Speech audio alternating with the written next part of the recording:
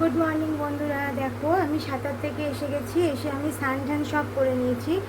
আজকে আমি একটা নতুন রেসিপি মানে আমার বাচ্চাদের জন্য বানাবো। আর আমার টার্গেট হচ্ছে ওদের ফল খাওয়ানো। তো দেখো আমি কি বানাই আজকে। তো এখানে দেখো আমি ইন্ডাকশানে দুধ গরম বসিয়ে দিয়েছি।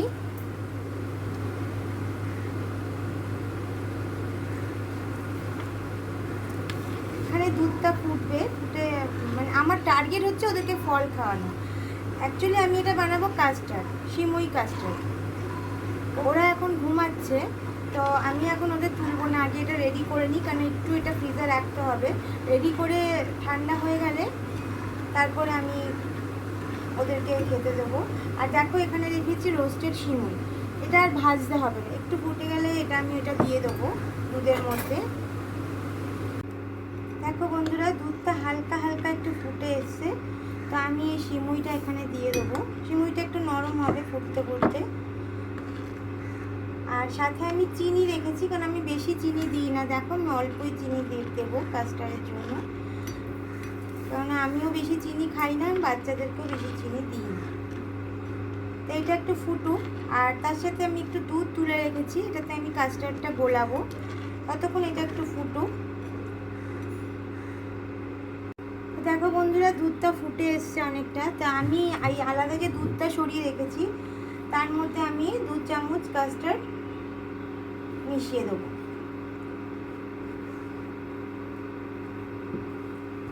তো কাস্টার্ডটা একটু গুলিয়ে নেব।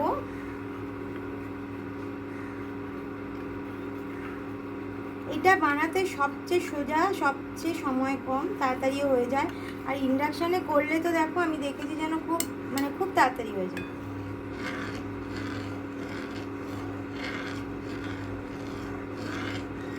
দেখো আমার এটা ফুটে এসছে অনেকটা। এবার আমি কাস্টার্ডটা আস্তে আস্তে ঢেলে দেবো। তুমি নাড়াতে থাকবে, কাস্টার্ডটা ঢাললেই মোটামুটি এটা ঠিক হয়ে যায়।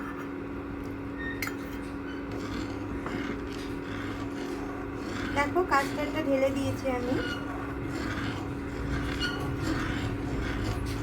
কাস্টার্ডটা দিয়েই তোমরা নাড়াতে থাকবে। আর আমি এটা হয়ে গেলে পরে, এটা মোটামুটি হয়ে এসছে, আর ওখানে ফল রাখা আছে, ততক্ষণে আমি এটা ঠান্ডা হতে হতে আমি ফলটাও কেটে নেব। দেখো এটা অনেকটা ঠিক হয়ে গেছে। যত ঘন হয়ে যাবে, কাস্টার্ড দিলে সঙ্গে সঙ্গে এটা ঘন হয়ে যায়। তো এটা মোটামুটি ঘন হয়ে এসছে। এবার আমি ফলটা কেটে তারপর ঠান্ডা হলে ফিরে আসছি আবার। দেখো বন্ধুরা, এটা একদমই ঘন হয়ে গেছে।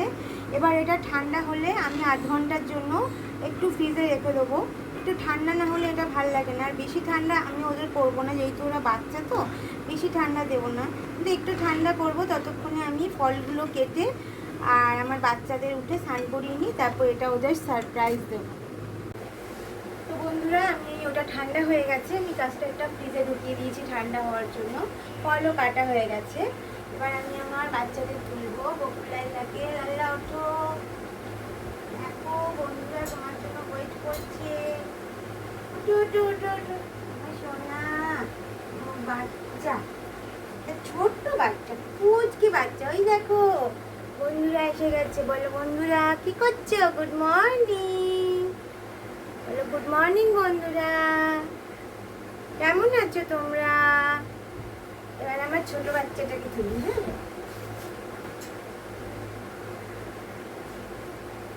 হ্যাঁ গপু, ওঠো ওঠো ওঠো। গপু গপু শোন, সোনা বাচ্চা, কত ঘুমিয়েছে কালকে। দেখো বন্ধুরা এসে গেছে। বন্ধুরা এবার তোমাকে গুড মর্নিং বলবে। ওই দেখো, হ্যালো গুড মর্নিং বলো। গুড মর্নিং বন্ধুরা, তোমরা কি ঘুম থেকে উঠেছো? দেখো আমি কত সকাল সকাল উঠে গেছি। বলো বলো, আমি স্নান টান করে আবার তোমাদের সাথে দেখা করতে আসবো। তো বন্ধুরা দেখো, এটা একদম ঠান্ডা হয়ে গেছে। তো আমি এখানে ফলও কেটে নিয়েছি। দেখো আম, কলা আর বেদানা। তোমরা আরও ফল দিতে পারো, আপেল দিতে পারো, আঙুর দিতে পারো। তো আমি আপাতত এইটুকুনি দিয়েছি, দেখি এটাতেও তার কতটা মুখে হাসি ফোটে। তো এই ফলগুলো আমি সব এর মধ্যে দিয়ে দেবো।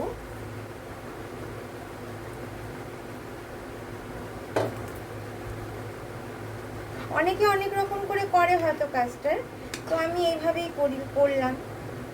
আমার তো জানোই যা পারি মাথায় যা আসে চলে। তো দেখো এটা আমি মিশিয়ে দিয়েছি, এবার আমি ওদের বাটিতে ঢালবো। দেখো বন্ধুরা আমার বাটিতে ঢালা হয়ে গেছে, দেখতে কি ভালো লাগছে দেখো। এবার আমি ওপর থেকে একটু কাজু ছড়িয়ে দেবো। কাজু দিতে পারো, আমন্ড তার সাথে দিতে পারো। তা আমার কাছে এখন কাজু রয়েছে, তা আমি ওপর থেকে একটু কাজু ছড়িয়ে দিলাম। এতে কাজু আমন্ড দিলে বেশি ভালো লাগে, যে যত জিনিস দেবে ততই ভালো লাগবে। তো বন্ধুরা দেখো ভালোই লাগছে, মনে হচ্ছে খেয়ে তো ভালোই লাগবে, এটা তো খারাপ না, কাস্টার্ড সব ভালোই লাগে। তো বন্ধুরা আমি দেখি এবার গোপুলাল্লাকে এটা দিয়ে ওদের কেমন লাগে। আমার তো খুব ভালো লেগেছে এই দুটো, তোমরাও কমেন্টে জানিও আমি কেমন করলাম, ঠিকঠাক হয়েছে নাকি। কৃষ্ণ কৃষ্ণ বল মনা, রাধা রাধা বল, কৃষ্ণ কৃষ্ণ বল মন, রাধা রাধা বল, কলি যুগে কৃষ্ণ নাম ভোজে সঙ্গ, কলি যুগে কৃষ্ণ নাম ভোজে সঙ্গ। দেখো বন্ধুরা সারাদিন খাওয়া দাওয়ার পর ওদেরকে নিয়ে একটুখানি নাচ গান করছি, আনন্দ করছি। আর তুমি তো জানো আমার ছোটো ছেলে একটু ভিডিও করতে পছন্দ করে, নাচ গান পছন্দ করে। আজকে ওর মনও ভালো, একটা ভালো জিনিস খেয়েছে। কি করব বলো, তোমরাও আশীর্বাদ করো যেন আমি এইভাবেই ওদেরকে নিয়ে কাটাতে পারি। আমার যেন মনে আর কোনো প্রবলেম না থাকে, ওদেরকে নিয়ে যেন আমি জীবন কাটিয়ে ফেলতে পারি। শুধু আমি চেষ্টা করব ওরা যেন ভালো থাকে, ভালো মন্দ খাওয়া দাওয়া করে আনন্দে থাকে। ওরা খুশি থাকলে আমি খুশি, ওদের থেকে বেশি আমার জীবনে আর কিছু নেই। ওরা যেন ভালো থাকে, হ্যাপি থাকে ওরা। তো বন্ধুরা আজকে আমি প্রচণ্ড ব্যস্ত। সকালে অলরেডি আমার এক পদ রান্না হয়েছে, তোমার দাদাভাইকে ছেড়ে দিয়েছি। আবার একটু রান্না করব, কারণ আমার দিদির মেয়ে নেহা, ওর আজকে খুব ইচ্ছা করেছে। আমি এমনিও ওর বাড়িতে আজকে যেতাম আমার মোবাইলে কিছু দেখাতে, তো আমাকে বলেছে যে আমাকে একটু আলু পোস্ত আর দুধ দিয়ে যে মাছটা করেছি ওটা আমাকে খাওয়াবে। আমার খুব খেতে ইচ্ছা করছে, তো ভাবলাম আজকে সময় আছে যখন, ওয়েদারটাও ভালো, মেঘলা মেঘলা ওয়েদার রয়েছে, তাই আমি ভাবলাম যাই আজকে দিয়েও আসি, আমার মোবাইলটাও দেখিও আসি। আর একটা কথা তোমাদেরকে বলি, যদি তোমাদের ভালো লাগে নিজের জীবনে ধারণ করো। আমি যেটা দেখেছি এতদিন, আমার বয়সটাও তো ছোটোর থেকে যা যা আমি দেখলাম, বয়সটাও তো অনেকটা হলো, অনেক কিছু জীবনে দেখলাম, এখনও দেখছি।